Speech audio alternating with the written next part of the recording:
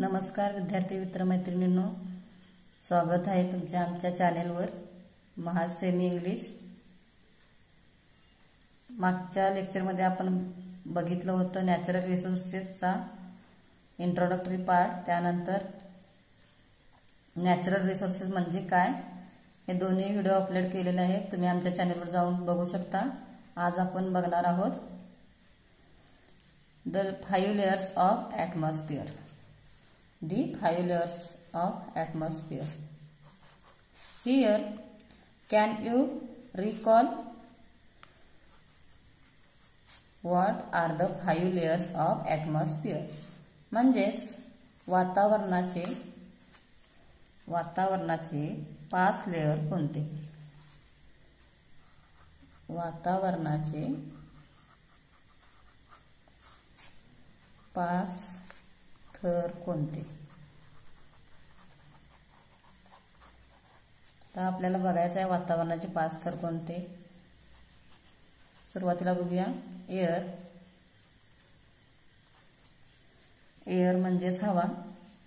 The air is the atmosphere around the earth containing nitrogen, oxygen, carbon dioxide, 6 inert gas, nitrogen dioxide, sulphur dioxide, water vapour and dust particle. म्हणजेच वातावरणामध्ये nitrogen वायू आहे, oxygen वायू आहे, carbon dioxide आहे, 6 inert gases आहेत, nitrogen dioxide आहेत, sulphur dioxide आहेत, वॉटर वेपर आहेत आणि डस्ट पार्टिकल्स सुद्धा आहेत। The troposphere contains about 80% of total mass of gases in the air. Troposphere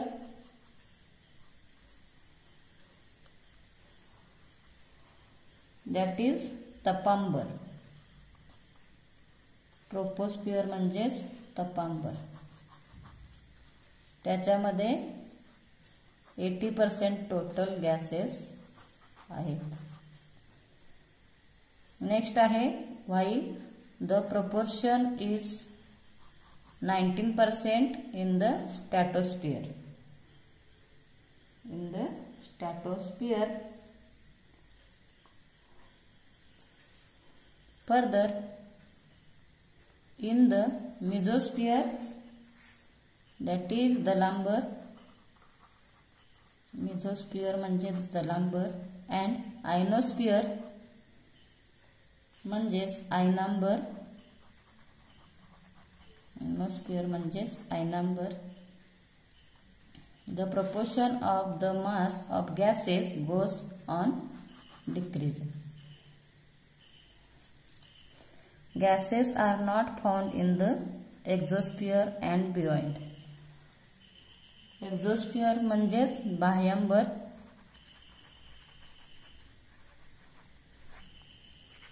gases म्हणजेच वायू,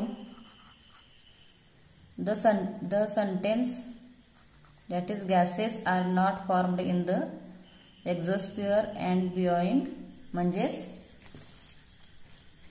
गॅसेस जे आहेत ते बाह्यांबरच्या पुढे भेटत नाही। नेक्स्ट आहे you can see that air is a mixture of several gases. We know that air means हवा, आणि हवा हे खूप साऱ्या गॅसेसचं मिक्सचर आहे, and the chief constituent of the earth atmosphere. Besides these gases, air also contains water vapor and dust particle. Air also contain water vapor. Water vapour म्हणजेच वाफ, dust particle म्हणजेच धुळीचे कण,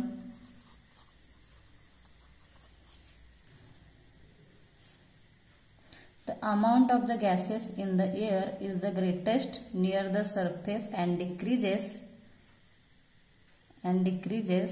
as we go higher and higher from the surface. म्हणजेच जसजसं आपण पृथ्वीपासून दूर जाऊ तसतसं गॅसेस जे आहेत ते कमी कमी होत जातात. As we go higher and higher from the surface, that is the air become rarer to higher altitude. Means the air becomes rare at higher altitude. जसं जसं आपण वर जावं तसं तसं हवा ही कमी घडते. रेअर म्हणजेच कमी प्रमाणात. जर आपण या फिगरचे निरीक्षण केले म्हणजेच properties of the various gases in air. Air means हवा. हवेत वेगवेगळ्या प्रकारचे गॅसेस असतात. तर बघा आता इथे जर आपण पूर्ण 100% एअर असेल तर त्याच्यामध्ये नायट्रोजन 78% असतो, ऑक्सिजन 21% असतो, nitrogen that is N, oxygen that is O, argon that is air 0.9%, other constituents of air 0.07% and carbon dioxide 0.03%. So the overall is 100% and the layers of atmosphere are there are 5 layers of atmosphere, that is troposphere, mesosphere, ionosphere, exosphere. These are the 5 layers of atmosphere. Next is the properties of constitution of air of some their uses as given here. So in exam they can be asked you for 2 marks. What are the layers of atmosphere? So you can write properly that there are 5 layers of atmosphere. One is the troposphere, which contain 80% of total mass of gases in air, while second is stratosphere, which is 19% in the air.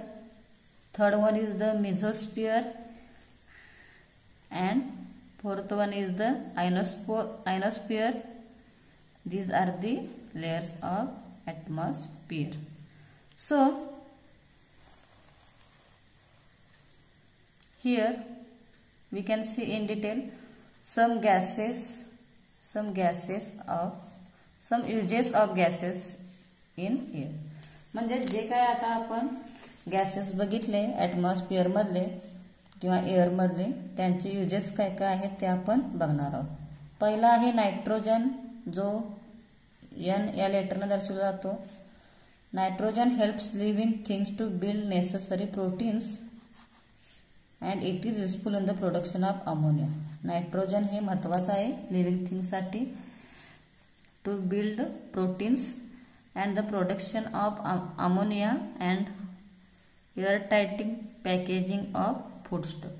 फूडस्टफमध्ये सुद्धा nitrogen हवा भरली जाते. जसं की उदाहरणार्थ वेफर्सचे packets असतील त्याच्यामध्ये nitrogen हवा भरली जाते. Oxygen is the necessary for respiration in living things and for combustion. ऑक्सिजनचा उपयोग हा आपल्या रेस्पिरेशन म्हणजेच श्वसनासाठी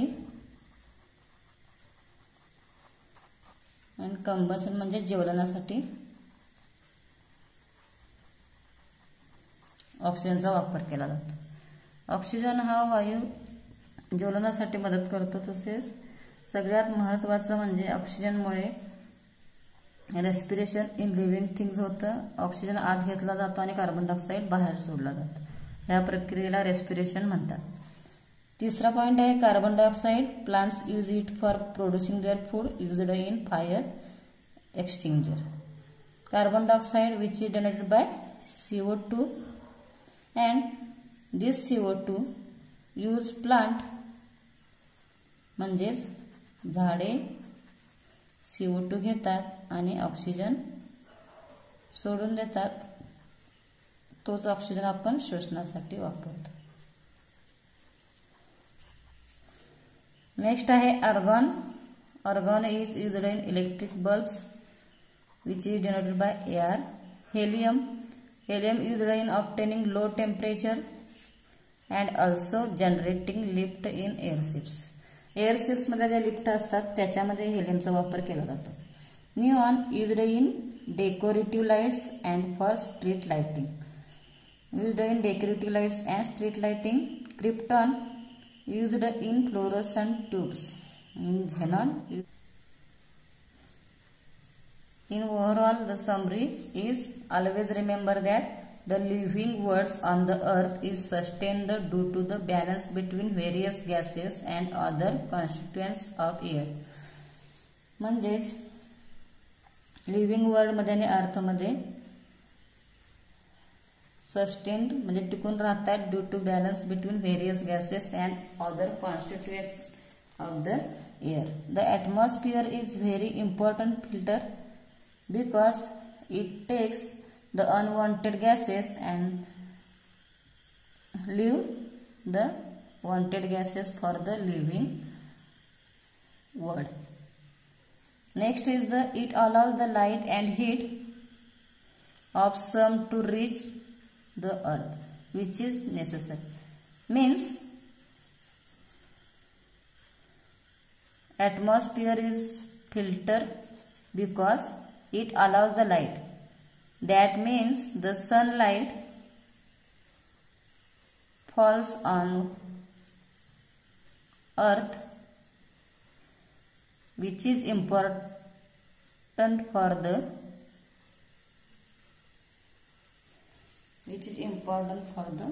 growth of plants and animals. So this is the most important filter. Next, but it prevents the harmful elements from reaching the earth. It is in the atmosphere that fog, clouds, snow and rain are produced. So atmosphere is very important filter because it prevents the harmful elements from the reaching the earth. Harmful म्हणजेच जे